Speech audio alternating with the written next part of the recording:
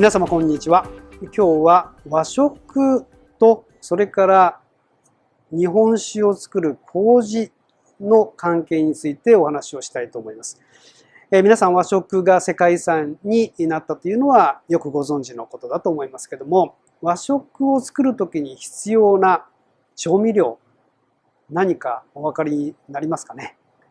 和食を和食たらしめているものはいろいろ考え方があると思いますけれども、まず鰹節から取る出汁、これはその前に昆布というものも必要ですから、昆布と鰹の出汁、合わせ出汁っていうものはよく日本料理の基本だというふうに言われますよね。この2つ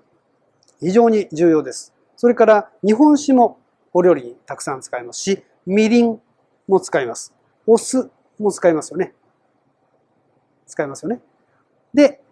この他にも様々な調味料がありますが、日本食、和食を作るときに基本的に使う調味料の中で、お塩を除いて全てカビの力、麹に代表されるカビの力を用いないとそれぞれの調味料ができないというのはご存知でしたか？先ほど言わなかったお味噌、お醤油、これも実はカビの力を使っているわけです。このカビの力を使って、麹と呼ばれるものの力を使って、それぞれの調味料ができているわけですね。まず、鰹も昆布もそのカビの力を使わないと変わっていきません。昆布を海から引き上げただけで出汁は取れませんよね。鰹を一本釣りする網です。取る。それを引き上げてきて、そのまま削って水に入れても何にも出汁が出ませんよね。ちゃんと手順を踏んで、カビの力を使って旨味というものをその中に出させることをしなければ、鰹や昆布からは旨味は出ないわけです。そしてお味噌、お醤油に関しても麹の力がなければ、その大豆のタンパク質は分解されずにアミノ酸として旨味の味として出てくることはありません。そしてお酒は言わずもがな、麹菌の出す酵素がなければ甘い味ができないのでお酒にすらならない。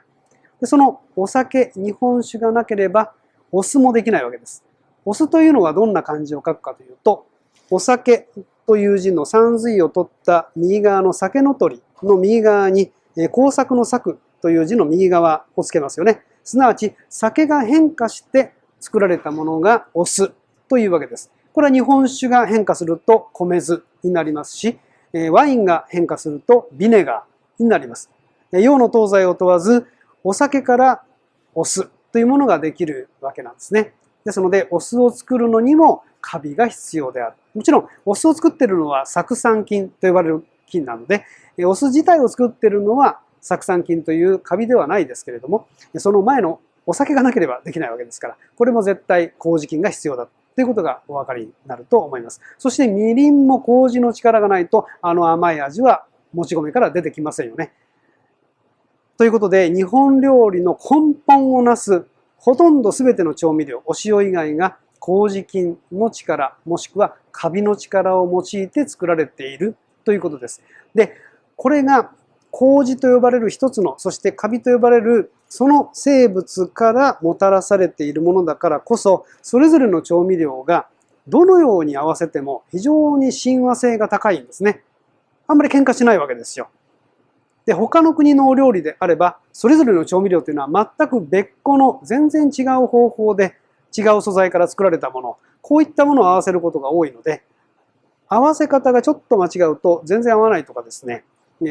美味しくないっていうようなことになるわけですけれども、和食の場合はみりん、お酒、だし、もうこれ基本ですよね。そこに醤油が加わる。で、これの割合を変えるだけでありとあらゆる味わいが生まれる。こんな素晴らしいお料理の文化っていうのはないと思います。これが麹と呼ばれる一つの、そしてカビと呼ばれる生物からもたらされているんだということを考えると、